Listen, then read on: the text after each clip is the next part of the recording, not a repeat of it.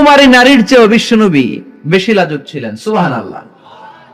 এই জন্য নারীরা বিশ্বনবীর কাছে প্রশ্ন করতে আসতো না, লজ্জায়। বিশ্বনবীও লজ্জা পায়, নারীরাও লজ্জা পায়। প্রশ্ন হবে, উত্তর হবে।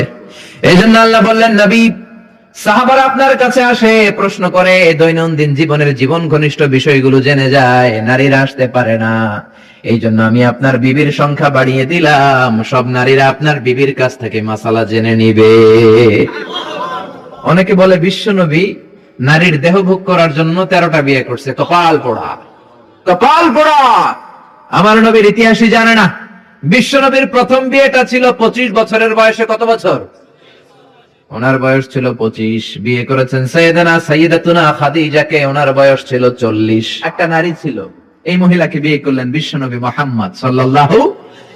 তখন বিশ্বনবী তাগড়া যুবক, 25 বছর বয়স। কেমন যুবক? যিনি মক্কার সবচেয়ে বড় কুস্তিগীরকে ডান হাতে তুলে মাটির মধ্যে 3টা আছাড় মেরেছেন। বিশ্বনবী বলতেন, আমার হাতে 40 জন জান্নাতি লোকের শক্তি দিয়েছে কে? বিশ্বনবীর সব বিয়ে ছিল বিধবাদেরকে আশ্রয় দেওয়ার জন্য। একটা মাত্র বিয়ে ছাড়া, সেটাও আকাশের উপর থেকে বিয়ে পড়িয়েছে কে? জান্নাতি রেশমের কাপড়ের মধ্যে আয়েশার চেহারা এনে জিব্রাইল বললেন, মেয়েটারে কেমন লাগে? নবী বললেন, ভালো লাগে। তার 1 সপ্তাহ পরে আবার ছবি এনে বললেন, ও নবী, আবু বকরের মেয়ে, আল্লাহ সরাসরি বিয়ের প্রস্তাব পাঠিয়েছেন। বিশ্বনবী বললেন, জিব্রাইল, তুমি যদি বিয়ের ঘটক হও, আল্লাহ যদি হয় কাজী, আমি মুহাম্মদ রাজি। হয়ে গেল বিয়ে। এই একটাই ভার্জিন, তারও অনেক হিকমত আছে। বাকি সবগুলো ছিল উইডো, বিধবা। 30 বছর তার সাথে কাটালেন। মানে বিশ্বনবী 50 বছরের আগ পর্যন্ত সেকেন্ড ম্যারেজ করে নাই। সুবহানাল্লাহ কইতে বলছেন না মিয়া? কপাল পোড়া।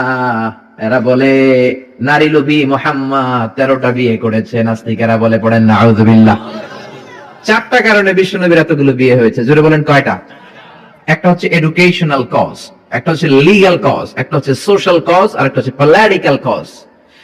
এডুকেশনাল কজ যেটা প্রথমে বললাম, নবীর কাছ থেকে শিখতে আসতো পুরুষেরা, নারীরা শিখতে পারে না, মাসালা জানতে পারে না।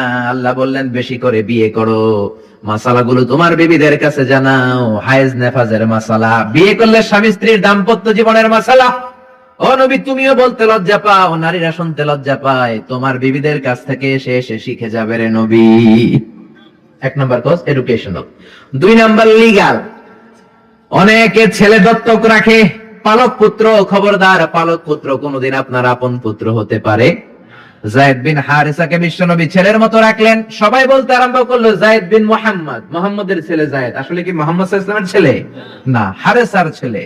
এইটা বোঝানোর জন্য যায়েদ বিন হারেসা যখন জাইনাব বিন জাহাশকে তালাক দিলেন, বিশ্বনবী বললেন, তুমি তোমার পালক পুত্রের বউকে এখন বিয়ে করবা। সুবহানাল্লাহ। Legal cause, to inform the society the legal rule of Islam. ইসলামের রুলিং শিখানোর জন্য পালক পুত্রের বউ তালাক পাওয়ার পরে বাবা বিয়ে করতে পারে। সুবহানাল্লাহ কোন? আর জোরে কোন? 2টা গেল। 3 নাম্বার সোশ্যাল কারণে আমার নবী ছিলেন সামাজিক। সামাজিকতার বন্ধনকে শক্ত করার জন্য কিছু বিয়ে করলেন। কেমন? বিশ্বনবীর রাইট হ্যান্ড, ডান হাত ছিল আবু বকর।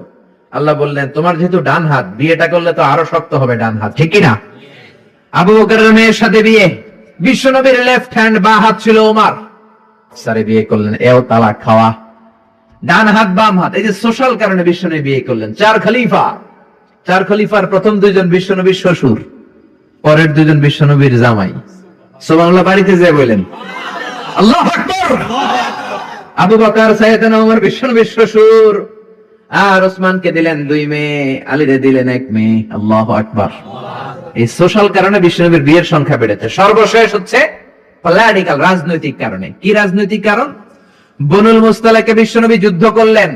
যুদ্ধ করার পর বনুল মুস্তালাকের লিডারের নাম ছিল হারিস বিন মেরার। হারিস বিন মেরারের একটা মেয়ে ছিল, তার নাম ছিল জুয়াইরিয়া বিনতুল হারিস। বিশ্বনবীর 11টা বউ, 2টা ছিল দাসী। প্রথম বউ হচ্ছে খাদিজা বিনতে খুয়াইলিদ, এরপর আয়েশা বিনতে আবি বকর, হাফসা বিনতে উমর, জাইনাব নামে 2 বউ, জাইনাব বিনতে জাহাশ, জাইনাব বিনতে খুজাইমা, মাইমুনা বিনতুল হারিস, জুয়াইরিয়া বিনতুল হারিস, সাউদা বিনতে জামাআ, সাফিয়া বিনতে হুয়াই ইবনে আখতাব, উম্মে হাবিবা, রামলা বিনতে আবি সুফিয়ান, উম্মে সালামা বিনতে আবি উমাইয়া। এই 11 জন বউ। সুবহানাল্লাহ পড়েন। দাসী ছিল দুইজন, একজন রাইহানা, পুরো নাম রাইহানা বিনতে যায়েদ আন-নাদারিয়া, আরেকজন ছিল মারিয়া। মিশরের সম্রাট মুকাওকেস বিশ্বনবীরে হাদিয়া দিয়েছে মারিয়া বিনতে শামউন আল-কিবতিয়া। এই 13 জন বিশ্বনবী বনিল মুস্তালাকে যুদ্ধ করলেন, বিজয় লাভ করলেন। বিশ্বনবী ভাবলেন বনিল মুস্তালাকের লিডারের মেয়েটারে যদি বিয়ে করি আমার শত্রুর বংশ হয়ে যাবে আমার শ্বশুর বাড়ি, ঠিক কিনা? বুদ্ধি করে বিয়ে করলেন। বিয়ে করার পরে পুরো বনুল মুস্তালাকের লোকেরা ভাবে হায় হায় আমাদের লিডারের মেয়ে বিয়ে করছে, এখন তো আমরা বেয়াই বেয়াই সম্পর্ক, ঠিক কিনা?